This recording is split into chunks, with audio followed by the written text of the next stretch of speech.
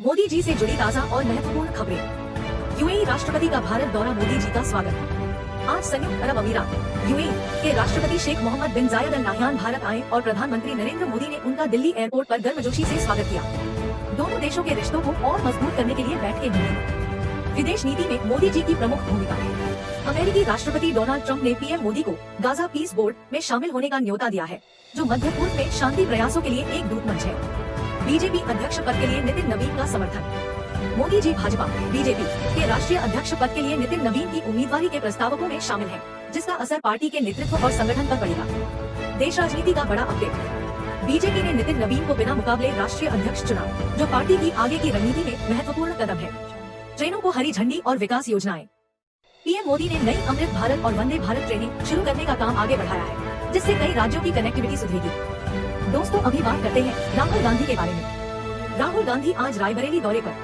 कांग्रेस के नेता प्रतिपक्ष राहुल गांधी आज से रायबरेली, उत्तर प्रदेश के 2 दिन के दौरे पर हैं। वे किसानों और मजदूरों के साथ गाँव में चौपाल करेंगे, स्थानीय लोगों से मिलेंगे और जनसंपर्क कार्यक्रम करेंगे। कार्यक्रम का पूरा शेड्यूल। उनका कार्यक्रम इस प्रकार है। लखनऊ से रायबरेली पहुँचना, क्रिकेट टूर्नामेंट का उद्घाटन, श्रमिकों से बातचीत और मनरेगा चौपाल। यह दौरा कांग्रेस के स्थानीय मुद्दों पर जनसंपर्क और पार्टी की पकड़ मजबूत करने के प्रयास का हिस्सा है। मानहानि मुकदमे में आज उपस्थित नहीं रहे। राहुल गांधी को मानहानि डिफेमेशन के मामलों में आज अदालत में बयान दर्ज कराना था, लेकिन वे अपने अन्य कार्यक्रमों के कारण अदालत में उपस्थित नहीं हो पाए। अदालत ने अगली सुनवाई 20 फरवरी के लिए निर्धारित की है।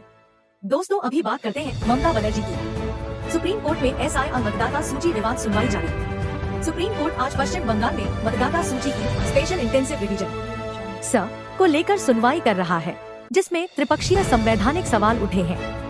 न्यायालय ने मतदाता नामों में विसंगतियों की रिपोर्ट प्रकाशित करने का ईसीआई को आदेश दिया है।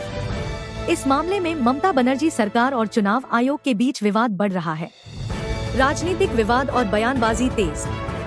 प्रधानमंत्री मोदी के करीबी नेता सुकांता मजूमदार ने आज ममता बनर्जी पर तीखा हमला किया और दावा किया कि वे बंगाल में विकास में रोड़ा है।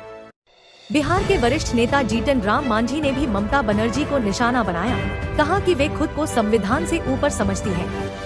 टीएमसी का जवाब और राजनीतिक मोर्चा। अभिषेक बनर्जी टीएमसी ने आज मोदी सरकार पर हमला किया, कहा कि बंगाल की महिलाओं के लिए लक्ष्मीर भंडार एक अधिकार है और भाजपा प्रक्रिया का दुरुपयोग कर राज्य की राजनीतिक प्रणाली में हस्तक्षेप कर रही है। पश्चिम बंगाल विधानसभा चुनाव 2026 के लिए सियासी तापमान बढ़ गया है और ममता बनर्जी की चुनौतियां, खासकर महिला वोटरों और अन्य समूहों के समर्थन को लेकर संभावित समीकरण पर चर्चा हो रही है।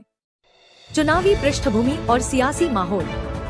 प्रधानमंत्री मोदी ने बंगाल में जंगल राज जैसे शब्दों का इस्तेमाल करते हुए टीएमसी सरकार पर कानून व्यवस्था संकट और विकास की कमी को लेकर हमला किया है, जिससे चुनावी लड़ाई और भी तेज दिख रही है। दोस्तों, अभी बात करते हैं योगी आदित्यनाथ की। नोएडा इंजीनियर मौत मामले में सीएम योगी का संज्ञान। ग्रेटर नोएडा के सेक्टर 150 में एक सॉफ्टवेयर इंजीनियर की मौत की दुखद घटना पर मुख्यमंत्री योगी आदित्यनाथ ने गहरा संज्ञान लिया।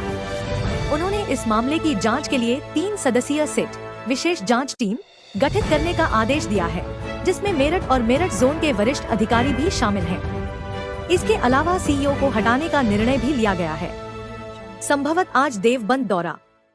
संपूर्ण तैयारियों के बीच सीएम योगी आज देवबंद, सहारनपुर दौरे पर जाने की संभावना जताई जा रही है और प्रशासन दिन भर इसकी तैयारियों में लगा रहा। यूपी में निवेश और विकास योजनाएं आगे।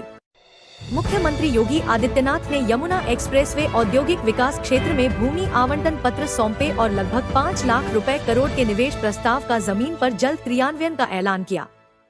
हेल्थ केयर हब बनाने का लक्ष्य। योगी आदित्यनाथ ने कहा कि उत्तर प्रदेश जल्द ही उत्तर भारत का बड़ा स्वास्थ्य और मेडिकल टेक्नोलॉजी हब बनकर उभरेगा, जिसमें चिकित्सा अनुसंधान, आधुनिक अस्पताल और स्वास्थ्य सेवाओं का विस्तार शामिल है। दोस्तों, अभी बात करते हैं अखिलेश यादव की।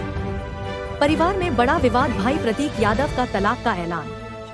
समाजवादी पार्टी प्रमुख अखिलेश यादव के छोटे भाई प्रतीक यादव ने सोशल मीडिया इंस्टाग्राम पर घोषणा की है कि वह अपनी पत्नी अपर्णा यादव से तलाक लेने जा रहे हैं और उन्होंने अपने पोस्ट में कई आरोप भी लगाए हैं।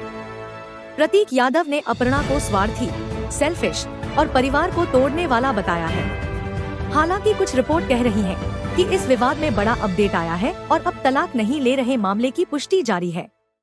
यह विवाद राजनीति और परिवार दोनों के लिए बड़ा बन गया है, क्योंकि अपर्णा यादव भी बीजेपी से जुड़ी है, जिससे राजनीतिक और वैयक्तिक रिश्तों में तनाव है। 2027 विधानसभा चुनाव की तैयारियां। अखिलेश यादव सपा कार्यालय में बड़ी बैठक कर रहे हैं, जिसमें 2027 के उत्तर प्रदेश विधानसभा चुनाव के लिए प्रत्याशियों के चयन पर चर्चा होगी। यह संकेत है कि सपा जल्दी ही चुनावी रणनीति और उम्मीदवारों की सूची पर निर्णायक कदम उठाने वाली है।